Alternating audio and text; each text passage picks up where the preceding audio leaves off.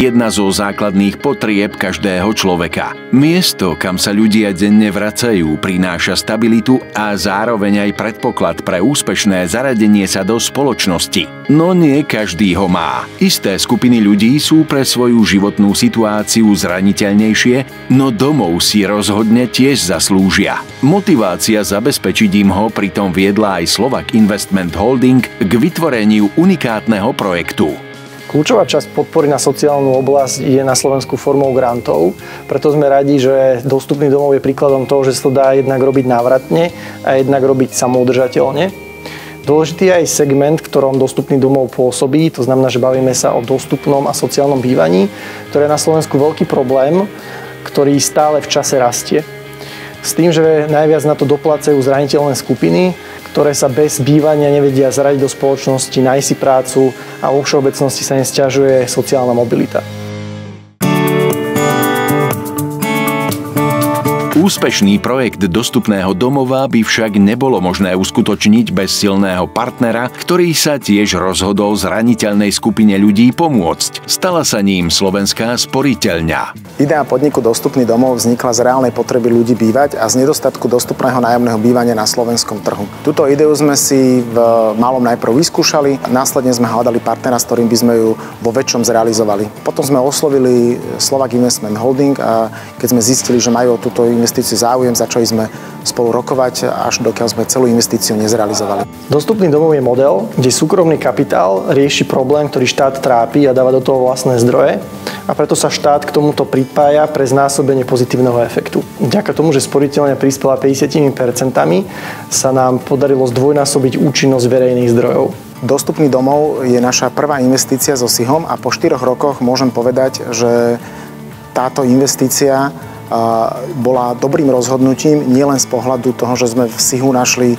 investičného partnera, ale aj s tým, že nám pomáha s meraním a vykazovaním pozitívnych dopadov tohto projektu. Ak existuje možnosť multiplikovať verejné zdroje s partnerom, ktorý má takú vysokú reputáciu a angažovanosť v sociálnej oblasti, ako je sporiteľňa, je to ľahké rozhodnutie. Spoluprácu so SIHom vnímam vysoko pozitívne. V rovine profesionálnej stretli sme sa so zamestnancami SIHu, ktorí ovládali dokonale svoju profesiu. Pre nás bolo veľa tém nových a pre nás cudzích. Previedli nás týmito témami a myslím, že sme to spoločne celkom dobre zvládli. Programy a iniciatívy zamerané na zabezpečenie dostupného bývania sú nevyhnutné pre sociálnu spravodlivosť a udržateľný rozvoj spoločnosti. Dnes je tak vďaka projektu SIHu a Slovenskej sporiteľne k dispozícii viac ako 350 nájomných bytov. Žije v nich pritom niekoľko stoviek nájomníkov. Za najväčší prínos tomto projektu považujeme to, že v podstate zabezpečujeme fyzickým osobám jednu z najzákladnejších potrieb, a to je potreba bývania a vytvorenia stabilného domova. Naša cieľová skupina je veľmi rozsiahla. Prevažnú väčšinu našich klientov tvoria fyzické osoby, ktoré by reálne na klasickom komerčnom trhu s prenajmom neúspeli. Aktuálne za 4 roky nášho pôsobenia evidujeme viac ako 600 spokojných klientov. Zmenila sa nám životná situácia, tak sme byli nútení si hľadať nové bývanie a toto nás oslovilo najvícej.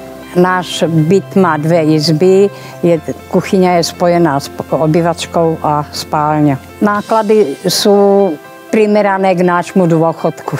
Môžeme si dovoliť platiť takéto bývanie. No medzi nájomníkmi sú aj ľudia, ktorých príbehy sú naozaj silné. Pani Vladka prišla do nového bytu potom, čo 6 rokov bývala s 2 deťmi v útulku pre bezdomovcov, pretože odišla od muža alkoholika. Petrovi sa kvôli gamblerstvu rozpadol život, prišiel o všetok majetok aj o sebaúctu. Vďaka pomoci sa však dostal z nocľahárne do novostavby. Rovnako sa z projektu Dostupný domov teší aj osamelá matka s dcérkou, tiež pani Majka s mentálnym handicapom, ale aj mladá rómska rodina, ktorá si zažila mnoho útrap kvôli predsudkom ľudí. Starostlivosť o nájomcov sa však nekončí podpísaním nájomnej zmluvy. Organizácia Dostupný domov má nad nimi ochrannú ruku po celý čas. Veľakrát sa stane, že naši nájomcovia sa dostanú do veľmi zložitých životných situácií, pričom tieto životné situácie majú zásadný vplyv na dodržiavanie podmienok dohodnutých v nájomnej zmluve. Snažíme sa klientom za každých okolností pomôcť zvládnuť akúkoľvek životnú situáciu tak, aby si vedeli udržať u nás bývanie. Som rád, že sme k dnešnému dňu pomohli stovkám ľudí lepšie a kvalitnejšie bývať, ktorí u nás zároveň našli aj svoj domov.